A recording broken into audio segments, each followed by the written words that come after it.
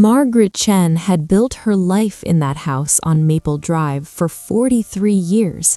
She'd raised 2 children within its walls, nursed her husband through his final illness in the master bedroom, and planted every rosebush in the garden with her own hands.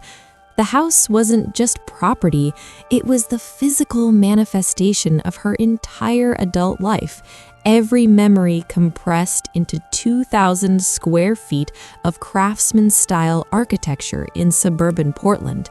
So when her son, Jason, stood in her living room on that crisp October morning, his face twisted with an expression she'd never seen before, something between contempt and triumph, and said those words, Margaret felt the ground shift beneath her feet.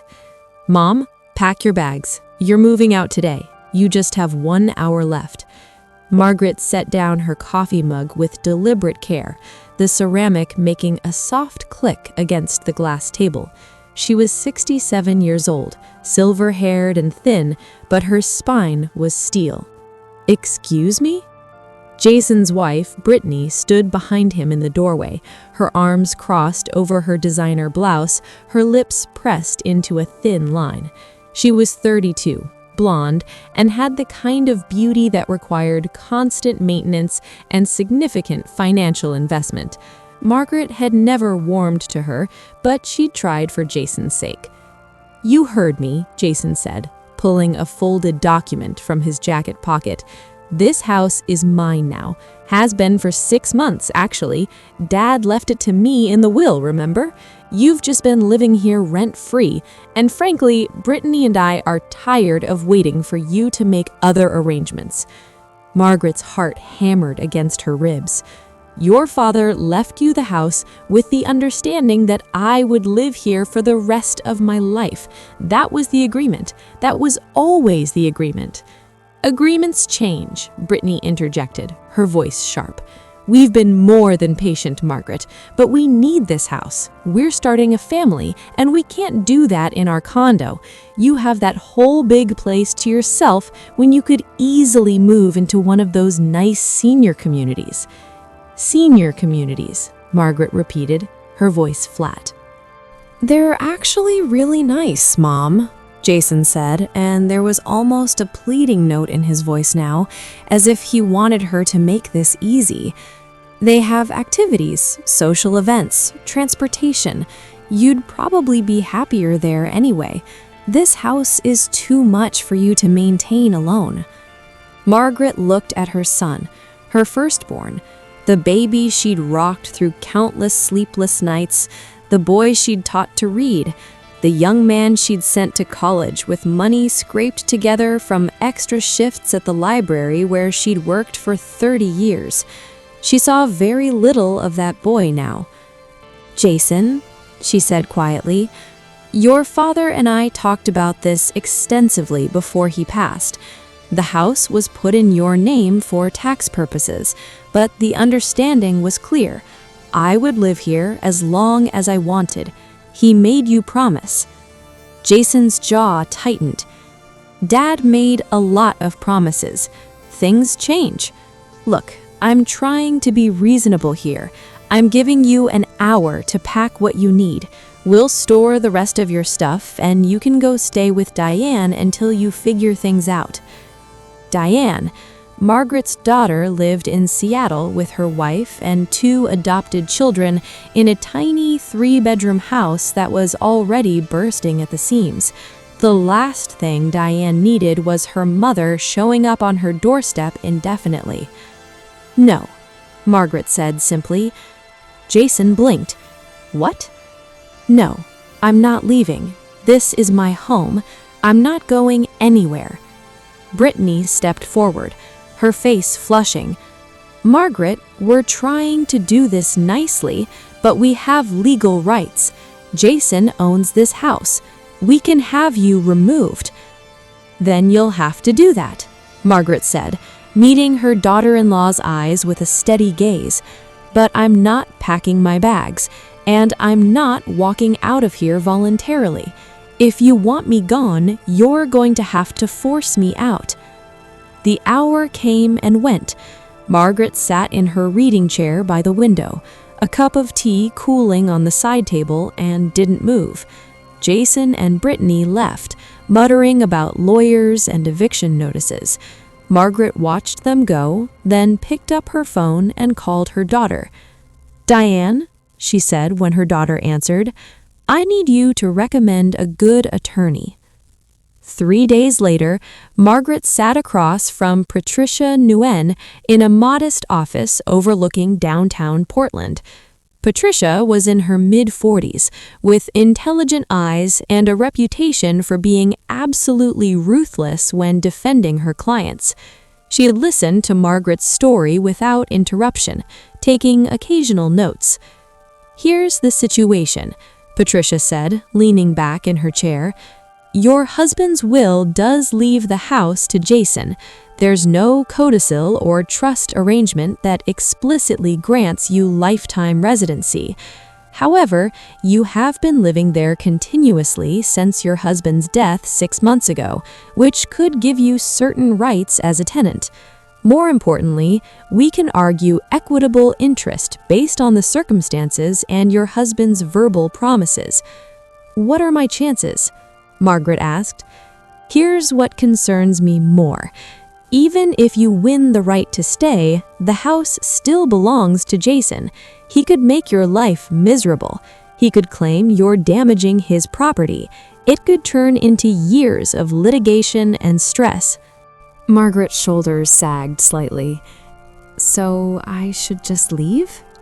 "I didn't say that," Patricia said, a small smile playing at her lips. "I asked you here because Diane mentioned something interesting when she called me. She said her father had a very successful business before he retired. She said there might be assets your son doesn't know about." Margaret straightened. "Robert was very private about his finances. Even I didn't know everything." "But you knew some things?" Margaret thought back to her husband's final days, the long nights when morphine loosened his tongue and old secrets spilled out. He'd told her about the storage unit, about the safe deposit box, about investments made under different names, about the land in Montana he'd inherited from an uncle and never sold. Robert had been a man who believed in insurance policies and backup plans. "I might," Margaret said carefully. "What are you thinking?" "I'm thinking that knowledge is power," Patricia replied, "and I'm thinking that your son and his wife might be significantly overplaying their hand. But I need to know everything, Margaret. Every asset, every account, every piece of property. Can you do that for me?" Margaret could. Over the next 2 weeks, while Jason's attorney sent increasingly aggressive letters demanding she vacate the premises, Margaret and Patricia worked. They found the storage unit in Beaverton, packed with carefully organized financial records going back 40 years. They accessed the safe deposit box, which contained stock certificates and bearer bonds Robert had squirreled away during the flush times. They discovered the Montana land, 300 acres of pristine wilderness near Glacier National Park, worth a conservative estimate of $2 million. But the real treasure was the documentation. Robert had been meticulous. There were notarized letters of intent, emails, handwritten notes, all confirming that while he'd put the house in Jason's name, the understanding had always been that Margaret would live there until her death. There were even emails between Robert and Jason where Jason had explicitly agreed to these terms in exchange for being named primary beneficiary. "Your husband," Patricia said, spreading the documents across her conference table, "was a very smart man. He trusted his son, but he also protected you. The question now is what you want to do with this information." Margaret studied the papers, her husband's familiar handwriting blurring slightly as her eyes misted. "What are my options?" "Option 1, we go to court, present all of this, and fight for your right to stay in the house. You'll probably win, but as I said, it could be ugly and prolonged." "And option 2? Patricia's smile was decidedly shark-like. "Option 2 is much more interesting.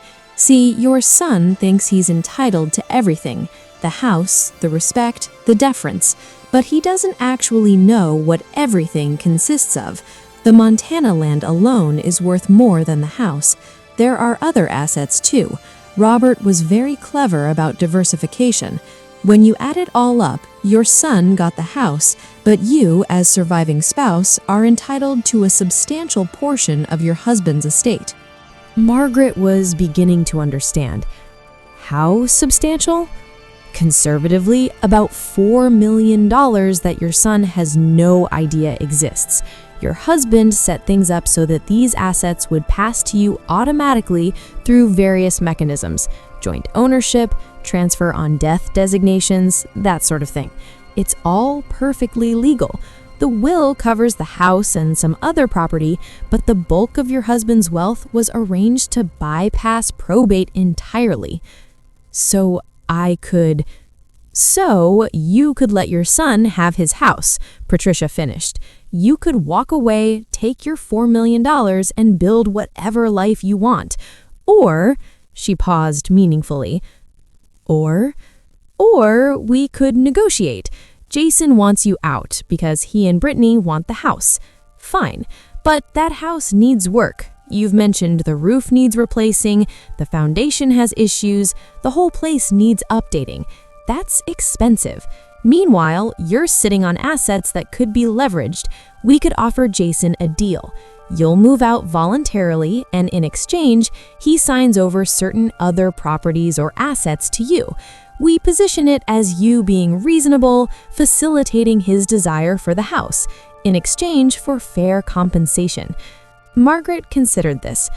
But he thinks I have nothing. He thinks he has all the power.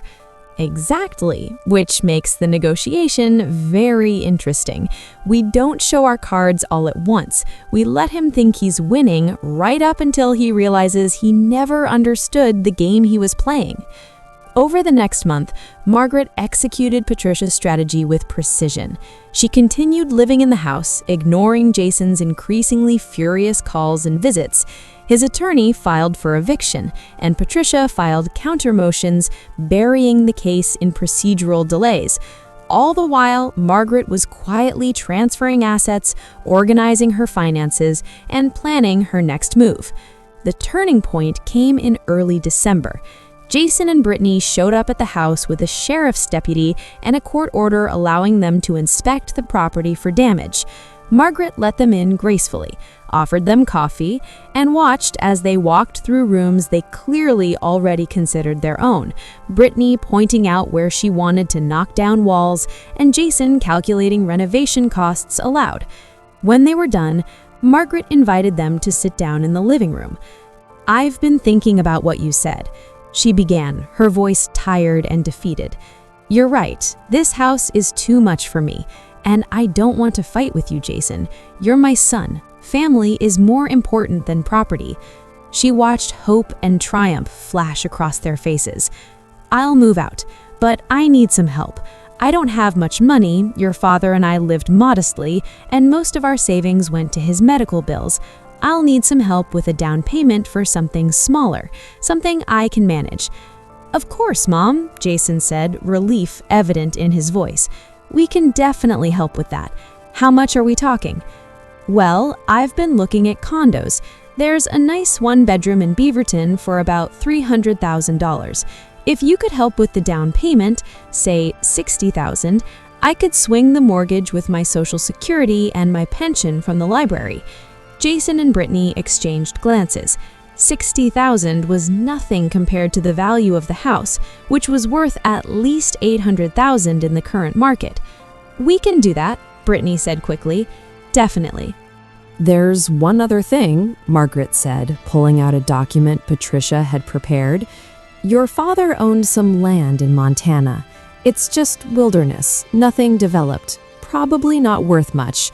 But I thought, since you're being so generous with helping me move, maybe you'd be willing to sign over that property to me?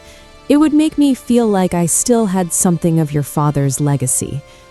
Jason barely glanced at the deed. "Sure, Mom, whatever makes you happy. If it helps you feel better about all this, the Montana land is yours." They signed the papers that afternoon. Jason and Brittany wrote a check for $60,000. Margaret signed an agreement to vacate the house within 30 days. Everyone smiled and hugged, and Jason and Brittany left talking excitedly about their renovation plans. The moment they were gone, Margaret called Patricia. "They signed?" the attorney asked. "They signed. Without even researching the property value? Without even a Google search." Patricia laughed, a sound of pure delight.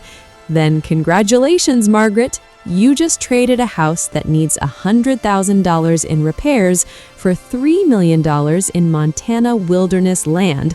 Plus, you got your son to give you $60,000 in cash, and you still have all your other assets. How does it feel?" Margaret looked around the living room at the walls that held so many memories. She felt a pang of sadness, genuine grief for what she was leaving behind. But underneath that was something else, something fierce and bright. "It feels like justice," she said. Margaret moved out of the house on Maple Drive 2 weeks before Christmas. Diane drove down from Seattle to help, and they packed up 43 years of life into boxes and moving pods. Jason and Brittany showed up on moving day with expensive lattes and cheerful chatter about their renovation plans, clearly feeling magnanimous in victory. "You know, Mom, you should come see the place once we're done with it," Brittany said, watching movers carry out Margaret's furniture. "We're thinking of opening up the whole first floor. Really modern and open concept. It's going to be amazing." "I'm sure it will be," Margaret said mildly. She moved into a beautiful 2-bedroom condo in a quiet neighborhood, paid for in cash with money from Robert's various accounts. She spent Christmas in Seattle with Diane and her family, and in January she took a trip to Montana to see her land. It was spectacular. Rolling hills, mountain views, a creek running through the property.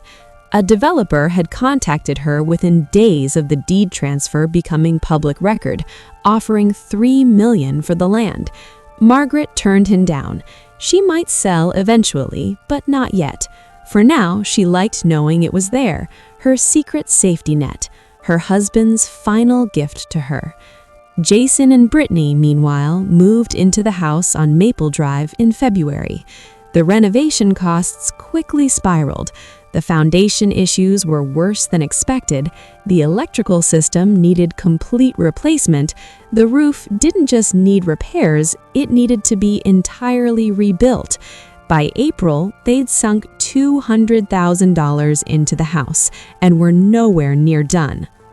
That's when the property tax reassessment came through. The county had revalued the house based on the surrounding neighborhood's appreciation, and the annual taxes jumped from $4,000 to $11,000. Jason called his mother in a panic. "Did you know about the tax situation?" he demanded.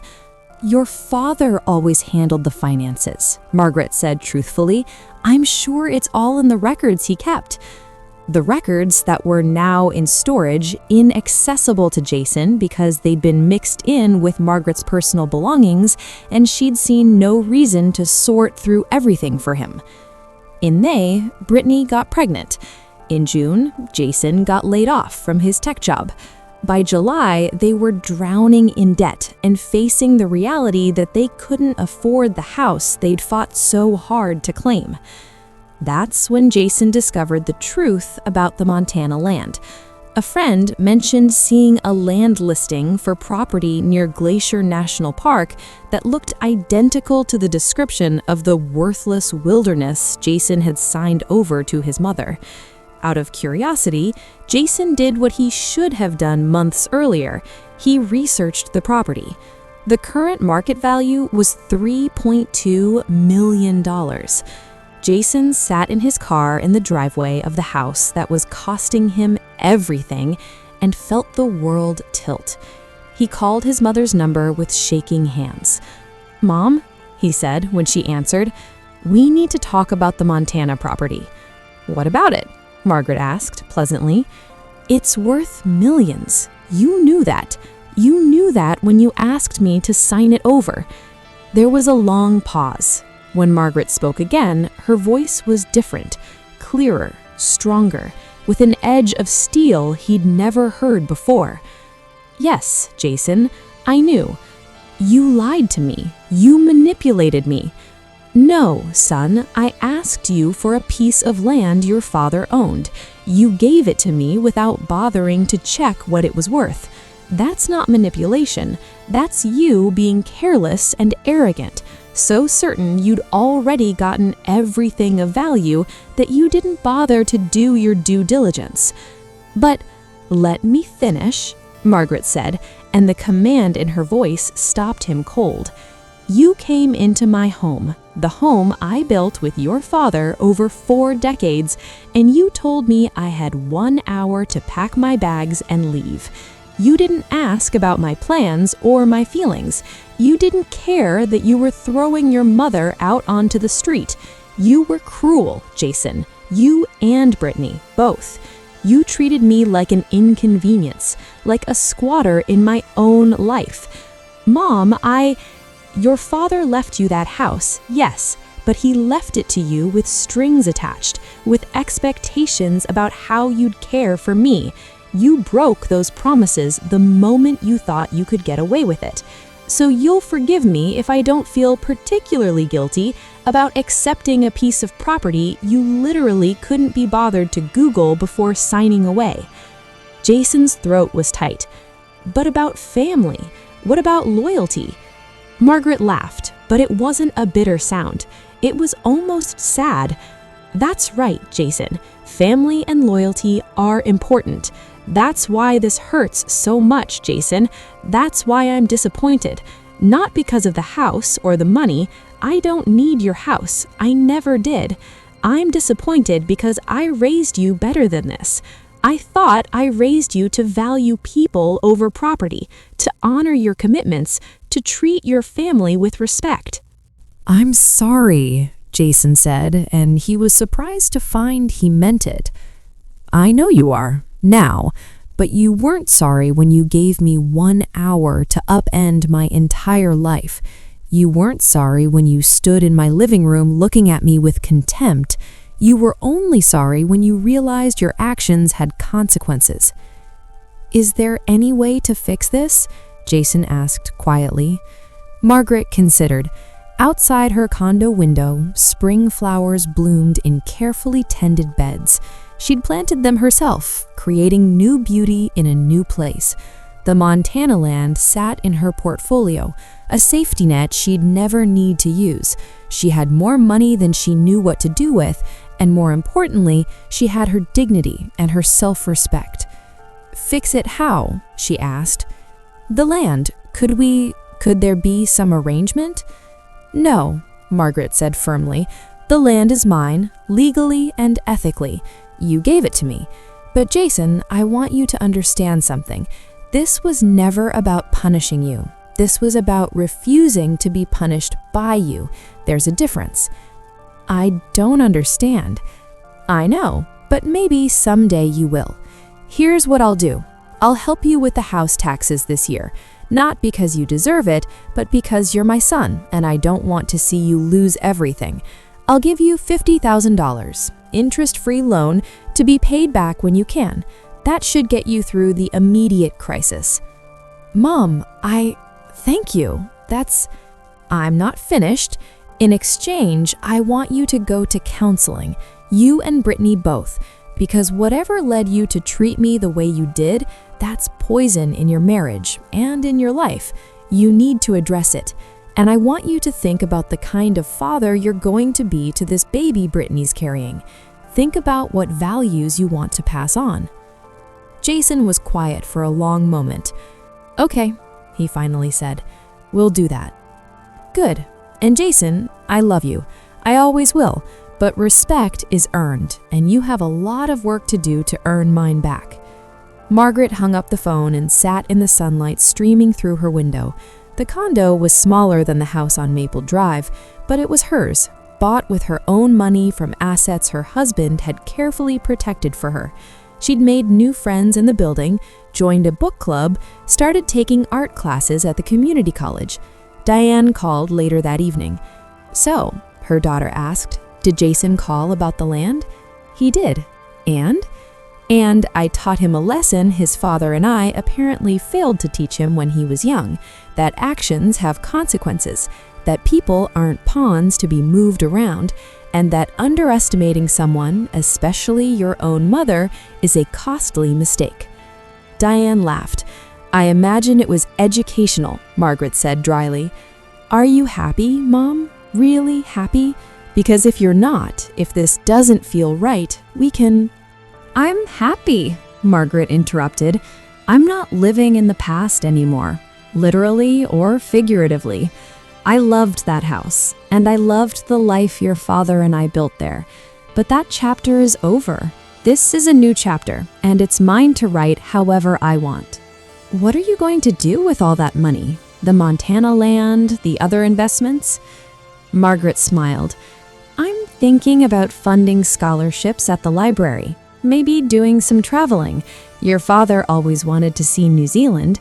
And I might buy a little place up in Seattle, close to you and the grandkids. Nothing fancy, just a pied-à-terre so I can visit more often." "We'd love that." "I know. That's what family means, Diane. It means love and support and wanting to be close to each other. Not because of what you can get from the relationship, but because of what you can give to it. Jason's an idiot. Jason's young and made a mistake. A big one, but not an irredeemable one. He'll learn. You're more forgiving than I am. Maybe, or maybe I'm just secure enough not to need revenge. Justice, yes. Respect, absolutely, but not revenge. The best revenge is living well, they say, and I intend to live very well indeed." 6 months later, Margaret was in New Zealand, hiking through Hobbiton and marveling at the fjords of Milford Sound. She sent postcards to both her children, long, detailed letters about her adventures. Jason's responses were short at first, stilted and awkward, but gradually they got longer. He told her about therapy, about what he was learning, about the baby girl they'd named Emma. When Margaret returned from her trip, she visited Portland and met her new granddaughter. The meeting was at a neutral location, a park, not the house on Maple Drive. Brittany was there too, quieter than Margaret had ever seen her, holding baby Emma with careful tenderness. "She's beautiful," Margaret said, and meant it. "Would you like to hold her?" Brittany asked, and there was something new in her voice. Humility, perhaps, or respect.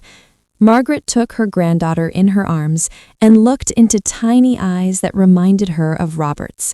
This was family too. This was the future. Whatever mistakes Jason had made, whatever pain had passed between them, this baby was innocent and deserved a grandmother's love. "I bought a condo in Seattle, but I'm thinking about spending more time down here too, if you'd like, if you'd want me around." Jason and Brittany exchanged glances. "We'd like that," Jason said. "Very much, if you're willing to give us another chance." "Family gets second chances," Margaret said, watching Emma's tiny fingers curl around her own, sometimes even third and fourth chances. But the terms are different now. I'm not the woman who could be told to pack her bags and given an hour to leave. I'm not someone whose feelings and needs can be dismissed. Do you understand? "Yes, I understand, Mom. For all of it. For how we treated you, for what we said, for being so blind and selfish and cruel." "I know you are. And I forgive you. But forgiveness doesn't mean forgetting.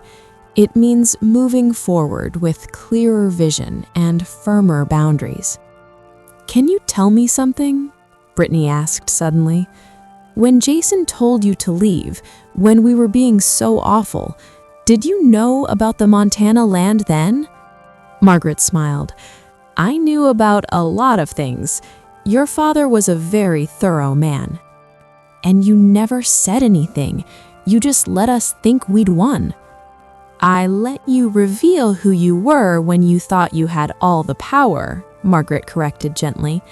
That's a valuable lesson. It's easy to be kind when you have nothing to gain. It's much harder when you think you can get away with being cruel. You both failed that test. The question now is what you'll do differently going forward. Emma made a small sound, and Margaret looked down at her granddaughter's face. This child would grow up knowing a grandmother who stood up for herself, who refused to be diminished, who understood that love and respect must go hand in hand. That was worth more than any piece of property. "I'll make a deal with you," Margaret said.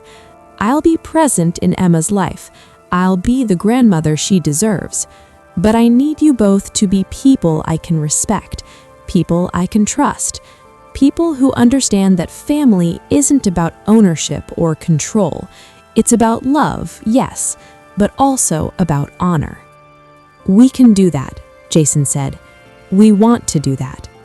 Margaret handed Emma back to Brittany and stood up, brushing grass from her slacks. "Then that's what we'll do. Fresh start, clean slate, but on equal terms this time." As she drove back to her condo that evening, Margaret thought about the strange path that had led her here. If Jason had never tried to throw her out, she might have lived in that house for the rest of her life, comfortable but small, never knowing what she was truly capable of, never discovering the strength she possessed. His cruelty had been a gift in its way, a terrible gift that hurt like hell and required her to become someone different, someone harder, but also somehow freer. She'd lost a house, but gained a kingdom. She'd lost the illusion of a perfect family, but gained something more real and honest in its place. Her phone buzzed with a text from Diane. "How'd it go?" Margaret smiled and typed back, "Better than expected. Family is complicated. But worth it?" Margaret thought about Emma's tiny fingers, about Jason's genuine apology, about Brittany's newfound humility. She thought about the life she was building, the freedom she'd claimed, the respect she'd demanded and received. "Yes," she typed, "worth it. On my terms, but worth it." She pulled into her parking spot and sat for a moment, looking at her building, her home, chosen and paid for by her, filled with things she'd selected, decorated according to her taste alone. Tomorrow she might fly to Seattle to see Diane. Next month she might visit the Montana land. Next year she might do anything at all. When Jason had told her to pack her bags and leave, he'd meant to diminish her, to reduce her to someone without choices or power. Instead, he'd freed her from the last chains of obligation and expectation. She'd refused to leave on his terms, and in doing so, she'd discovered she could leave on her own terms anytime she wanted, and that she could also stay or return or disappear entirely as she chose. Marguerite Chen gathered her purse and walked into her building, nodding to neighbors, smiling at the doorman, riding the elevator to her floor with quiet satisfaction. She'd been told she had 1 hour to pack up her life. Instead, she'd taken 6 months to unpack a future she'd never imagined possible. Her son had tried to write her out of the story. Margaret had simply picked up the pen and written a better ending. And she wasn't done writing yet.